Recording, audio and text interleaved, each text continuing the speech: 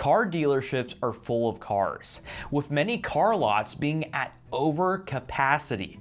This is one of the most challenging times for the auto industry and car dealerships. But honestly, are any of us surprised by this? With new and used car prices hitting all-time highs, people are simply just avoiding buying cars altogether. Cars are lasting upwards of 10 to even 15 years, so consumers are skipping paying hundreds of dollars or even thousands of dollars in car payments in a month. I think the trend of lower car sales is an important trend to fully understand. Overall, this is telling us that the consumer is not doing too well as compared to other years. Buying power has completely evaporated. For most people, the only way to afford cars is to get into crazy debt. We'll take a look at many examples like this of people describing how much their car payments are. What's the highest car payment you've seen? $1,200. On what? Suburban. Jeff, highest monthly payment you've ever seen? $3,700. What kind of car? McLaren. Probably 1,500 so far. And what kind of vehicle was it? That was a ZR2 Colorado. $2,600 a month. What kind of vehicle? Genesis G90. Okay. $3,196 a month. Wow. That's pretty high. What kind of car was it? It was a Corvette E-Ray, financed the whole amount. Nice. No money down. Yeah, that's absolutely insane. You have some people that are spending $2,700 in monthly payments on commercial trucks, such as a Ford F-150 or a Chevy Silverado. We have people that are spending hundreds, if not thousands of dollars on those trucks a month. And most of all those examples from those car sellers are absolutely crazy. Financing a Corvette outright is some madness. But these type of situations are happening across the country, especially with car prices reaching all-time highs. Just like so many other things in life, housing, college, and food, cars were also heavily affected by the pandemic. Most people remember the severe car shortage during COVID. That short period of time felt surreal in many ways. You had stimulus checks rolling in, some people were struggling to get by, restaurants, businesses were closing, while other people were thriving, taking advantage of cheap money to buy homes and cars or open new businesses. And many people did in fact buy cars, but the supply chain, it never really fully recovered, and as a result, prices never really came back down. They've pretty much stayed at level. And like many other costs that have gone up in our lives, they are likely, unfortunately, here to stay. If you look at the data, you can clearly see the shift from about 2012 to 2010. Car prices were generally pretty even with inflation, nothing too crazy. But once COVID hit, prices just exploded, went through the roof. I pretty much think that we experienced nearly a decade of normal price growth compressed just in about 6 to 12 months. So the prices that we're seeing now in 2026, they should be the prices of 2036. We're getting 2036 prices today. Think how unfair that is. This is the reality of the market that we're living in today. What's even more surprising is that 1 to 3 years after the prices spiked, people kept buying anyway. Even if people were struggling with money, they still continued to find ways to get debt, find ways to get credit, and they continued buying cars. Consumers, they just bit the bullet. They accepted higher sticker prices, higher interest rates, and longer loan terms just to keep moving forward and keep the tradition that you always buy a car every 4 to 5 years. But that behavior that most Americans have, it's starting to break, and that's what we're seeing. Based on recent consumer data, it's clear that people are no longer feeling financially comfortable. Savings are shrinking, credit card balances are rising, and big purchases are increasingly being delayed. We recently saw the age to buy a house has hit its oldest level ever recorded. It's really all connected here. People are running out of cash and they're holding on to their assets longer. That might mean not selling their house, or quite literally driving their 2008 Camry until the wheels actually do fall off. The average age of vehicles in the US has climbed to a record high. It's almost around 13 years in 2025. You don't even need data to notice it. Just go outside and look around. Aside from the occasional Cybertruck or Rivian, the American car fleet looks noticeably older. And the reason is simple. People are keeping their cars longer because replacing them has become way too expensive. Car prices have exploded. And this shift has completely changed how car dealerships operate and what you're seeing on dealer lots today. At the same time as consumers are holding their cars longer, dealerships are quietly filling up again. After years of empty lots during the pandemic, new and used inventory has been rising. Not because demand is strong, but because buyers are pulling back. Cars aren't selling and aren't moving as quickly as they once did. Vehicles are sitting longer. And if you need more evidence that people out there are struggling and not able to afford their cars, repos have indeed surged over the past few years, with well over 1 million vehicles being repossessed annually. Are y'all at the repo lot in Atlanta, Georgia? Finna check out all these repos. I see a lot of Range Rovers, a lot of BMWs, and a lot of trucks.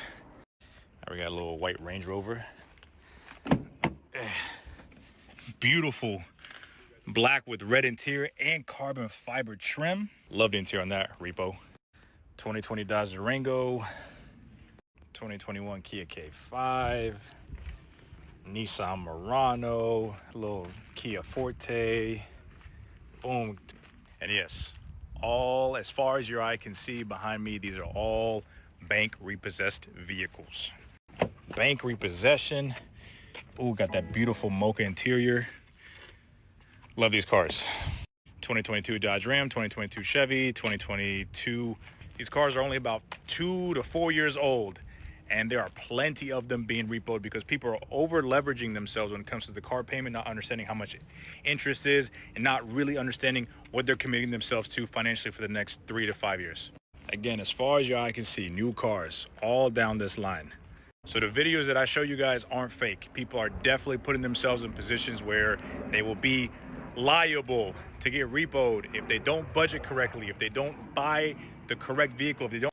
But guess what? It doesn't matter how many times I show all the repo videos. People are still going to buy high interest, high price auto loans all day, every day. And I've learned that the hard way because I preach and preach and preach for people to please budget correctly, please buy within your means. But no, people want to buy the nice cars. But guess what?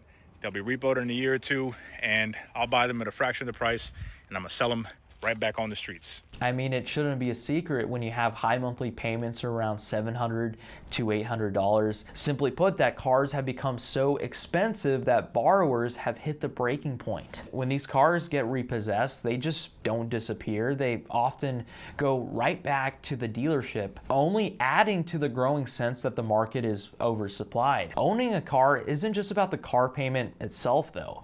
It's also about car insurance and gas and other maintenance costs that are associated with it. And while these car prices have gotten more expensive, so has the price of insurance. It's all combined.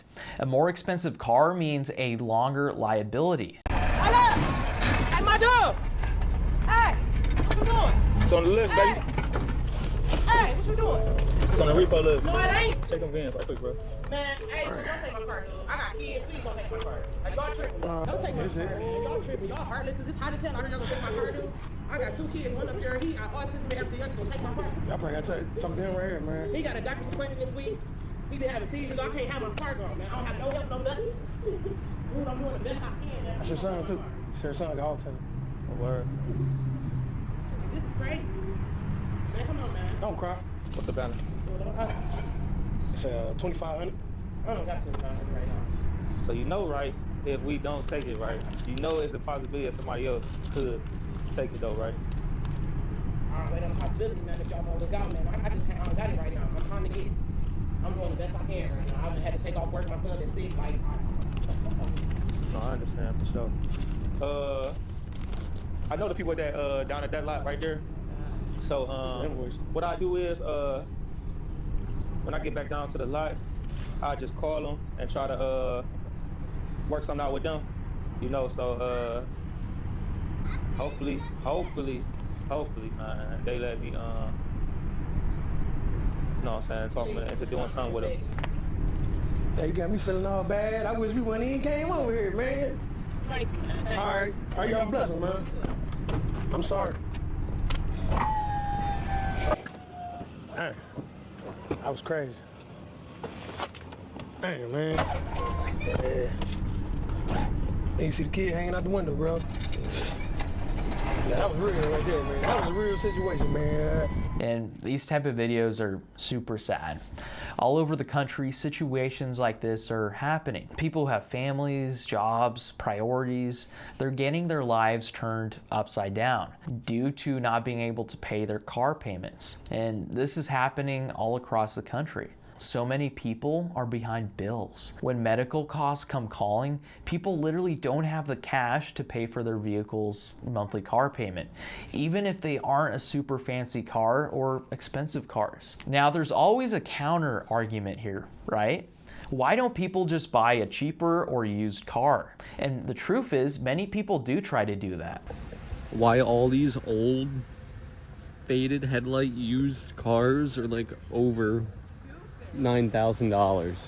What? How much are they? 64 and 74. $6,400 for a 2013 with 175,000 miles. 68. Nobody is going to buy these cars. As is no warranty. 2006 Honda Civic for $7,000. That, what? The Honda CR-Vs for $13,000. The used car market has become brutally expensive. Just look at those prices. Those really aren't used car prices. They're very close to new car prices. When new cars became unaffordable, everyone rushed into the same used car market all at once. And well, supply and demand, the demand went way up for used cars and the supply quickly went down. And if we want to put a real number onto this, right? The price of a used car before the pandemic, so around 2019, it was around $22,000. But by 2025, in that same category of car, now we're seeing prices of $30,000 to $31,000. That's an enormous jump for something that has already been depreciated and is used, quite frankly. And we're not out of the woods yet. It could get a whole lot worse, as many experts warn that these prices may continue to rise. And as consumers stop buying new cars due to car prices being so expensive, it's going to mean that there are going to be fewer cars that enter the used car system, which means a way smaller supply and, unfortunately, higher prices. Everything in the car market is connected. When one part of the system breaks, consumers feel the pain elsewhere. The pandemic fundamentally broke the car pricing model, and it's becoming increasingly clear that prices may never return to pre-COVID levels. What this really tells us is that the US consumer is financially constrained, stuck between wages that haven't really kept up with inflation. At the same time, in the background, car prices have spiraled out of control. I mean, look at this for yourself. A Mercedes sedan priced at $60,000. Over $91,000 for this 2026 GLE 450. We're back here at Mercedes-Benz, and man, this lot just keeps getting fuller and fuller. They don't have any more room to put anything, and I'm even going to show you 2024s that are still sitting here. $82,000 for this AMG GLC 43. Now, the crazy part about it is these prices, 90, 80 grand. Yeah, they're expensive. Yeah, they're crazy, but I can show you Dodge, Jeep, and Ram, Chevys. Every single manufacturer has these kinds of prices now. It's not even a crazy price. Let's see here, $52,000. Here you go, 2026 C300. At least they still offer sedans. You know, every manufacturer's trying to get away from it, but at least. For most people, that translates into monthly payments well over $1,000. Now, you tell me, who in the world can afford a $1,000 car payment? Well, the answer is not too many people in the United States. We're talking maybe the top 10%. Even that, the top 10% probably don't want to spend that much a month on a car. It's not really luxury anymore. It's just a big financial burden that's painted as luxury. These car payments are just too darn high. A more expensive car is going to mean a much more higher monthly payment. Today, people don't really buy cars based on the sticker price anymore. They buy them based on the monthly payment. Even when a car doesn't look outrageously expensive on paper, financing turns it into something far more painful. Higher interest rates mean that buyers are paying hundreds of dollars more every month than they were just a few years ago. A $30,000 used car can easily turn into a $600 to $700 monthly payment, while a $50,000 car, it often pushes that monthly payment to around $900 to $1,000. And to make the numbers work, car dealerships are getting pretty creative here. They're stretching out loans to 6, 7, or even 8 years for a car, which lowers the payments up front, but can massively increase the total cost due to interest rates. We even have auto loans out there. They're stretching into 10 years. A 10-year auto loan, that's insane. That could mean that some people are paying for a car that is totaled or dead. Think of this scenario with a family. The parents work in a city, but they can only afford to buy a house further away from the city, deep in the outskirts. So they'll be driving 1 to 2 hours a day. You know, a lot of people are doing this due to housing being so expensive in the inner city and inner suburbs. Since money is tight, they're going to need to buy a brand new car. They drive a lot. So then they choose a 10-year auto loan. And since they live so far away, they're driving around 100 miles a day. That car is not going to last 10 years. And this is the type of scenario that we're starting to see. So you have a scenario where the car dies before it's even paid off. What are people supposed to do with a broken, unpaid car? It's a horrible scenario. Well, they need a car, so they'll probably buy a cheaper used car that will probably be a clunker and have so many issues with it. If we take a time machine back to 2005, this is before the financial crisis. The average home cost under $200,000, and the average new car was around $24,000. A new college graduate could walk into a Ford or Chevy dealership, tell the salesperson their budget, and actually be given real options for real new cars. They'd be shown brand new sedans that regular people could afford. A Toyota Corolla, a Honda Civic, all around $15,000 to $16,000 for the entire car. A Nissan Sentra or Ford Focus, well, that could run you around $14,000. If you want a larger sedan with a bit more horsepower, a Chevy Malibu, they were going a little under $20,000. Chevy Impala, well, that was a little over $20,000 as well. They were new, reliable cars that pretty much anyone with a job could afford because the payments were maybe around $200 to $250 a month. Pretty doable. Dealerships were built around selling them in volume. But when the demand stopped for those affordable sedans, so did the affordability. If we fast forward to today, that experience with a college grad basically doesn't exist anymore.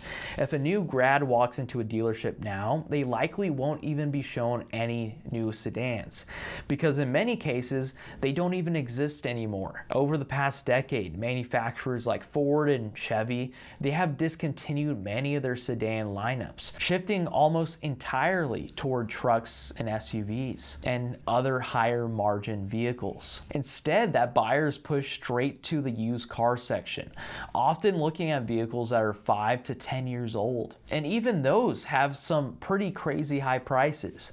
What used to be an affordable entry point into adulthood has turned into a financial obstacle that so many young people have to navigate. And all this matters more than people realize. When manufacturers removed affordable new cars from the market, they didn't just change what's on the lot. They changed the entire pipeline itself. Now in 2026, we have fewer affordable new cars, which means fewer affordable used cars later on. The system that once refreshed itself every few years is now clogged with expensive, higher-end vehicles, forcing buyers to compete over older vehicles at inflated prices. And just look at those Toyota prices that we're seeing. Toyota used to be pretty affordable. Now, due to high demand, it's basically become almost a luxury type brand. This is one of the many reasons why today's car market feels so broken. It's not just inflation, it's not just interest, it's the disappearance of basic, affordable new cars, something that previous generations definitely took for granted, and something that today's buyers don't really have access to. And we can't talk about car prices without talking about everything that comes with owning a car. In this case, insurance has exploded over the past decade, and not just a little bit more expensive, it has become a cost crisis in itself. It's all connected, right? Everything in this car market is connected. Sky-high car prices don't exist in a vacuum. They basically pull every other cost associated with a car with them. I mean, think about it. If cars cost significantly more, insurance costs will cost more too. You're insuring a much more expensive piece of property. But even beyond that basic math, insurance costs have gone up way faster than inflation or wages, you name it. It's become a huge burden for pretty much everyone. I was just quoted $729 a month for my car insurance for one car.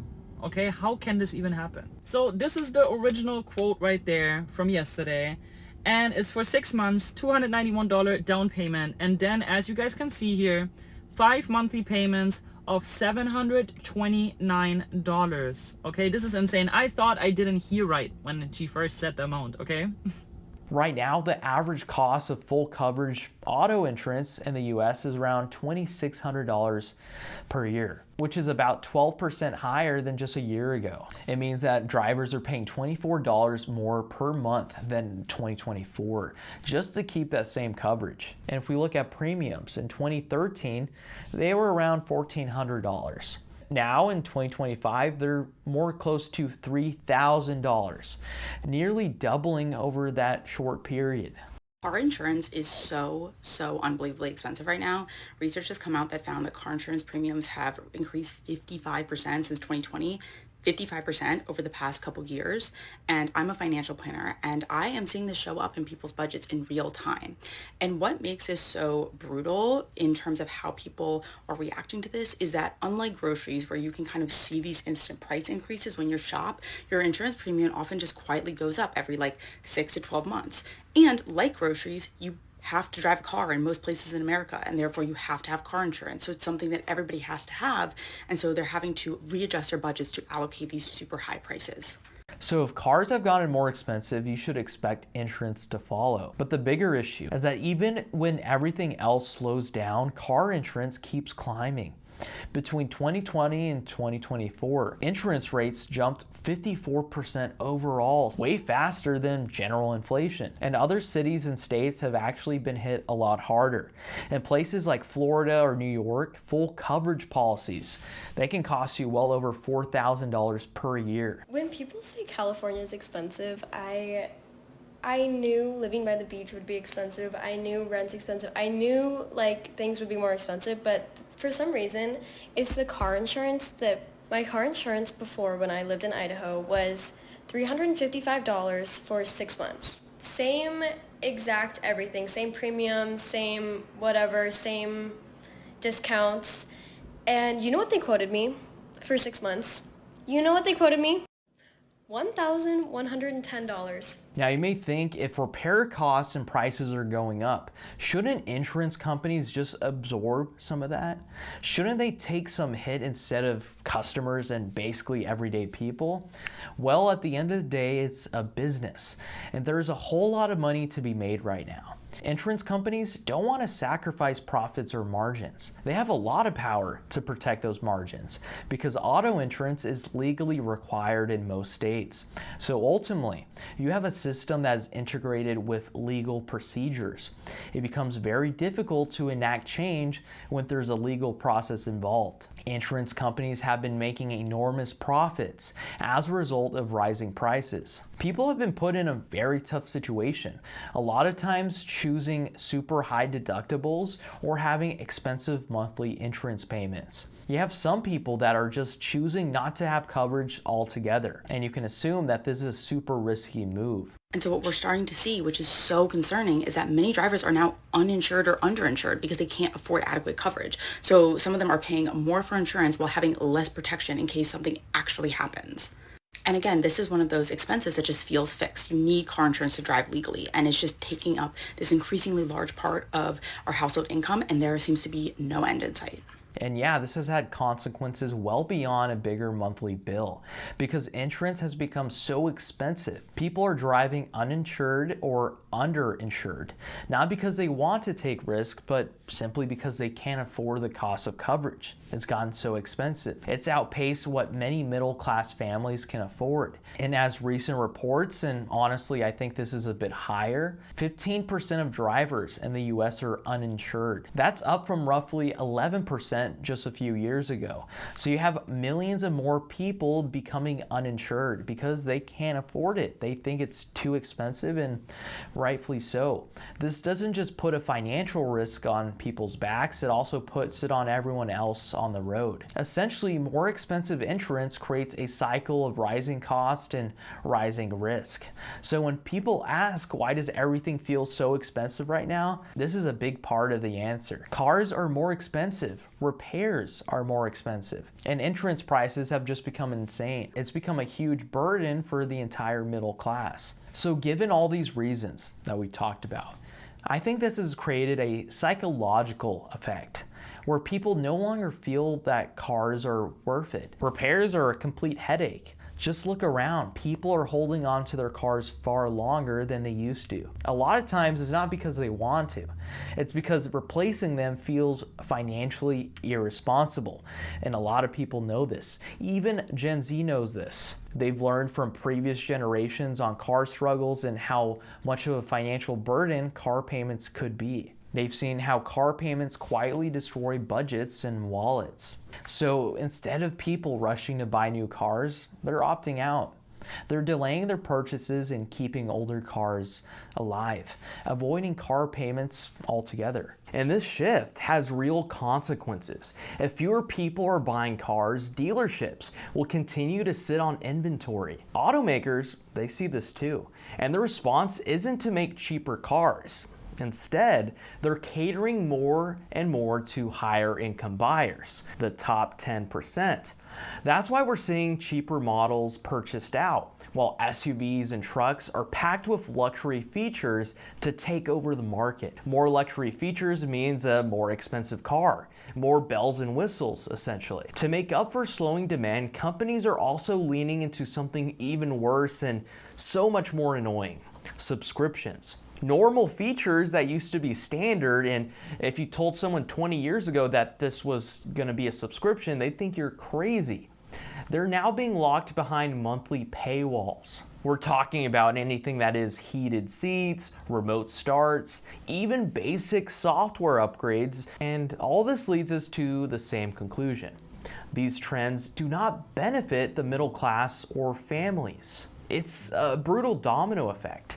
More expensive cars leads to higher insurance, fewer affordable options, and longer loan terms. Ultimately, less economic mobility. This isn't just a car problem. It's a signal that something deeper is breaking in on how everyday Americans are expected to live, work, and get by. And it's quite unfair, right? Because American society was basically built on driving. A large portion of Americans have to rely on driving. And if we do not have a reliable, affordable means of transportation in cars, what's that going to mean for society going forward? How is society going to get to work? How are young people supposed to afford their first car? And finally, how is the American dream supposed to thrive if many Americans won't even be able to drive. Well guys, let me know what you think about used and new car prices in the comments section below. Do you think that car prices have just become out of control? Have you witnessed it yourself, or are you paying a very high monthly payment, insurance payment? Let us know in the comments section below. Be sure to hit that like button, hit that subscribe button. It helps us out. And most importantly, it shines a spotlight on issues like this. And like always, we'll be back with another video. Stay informed out there.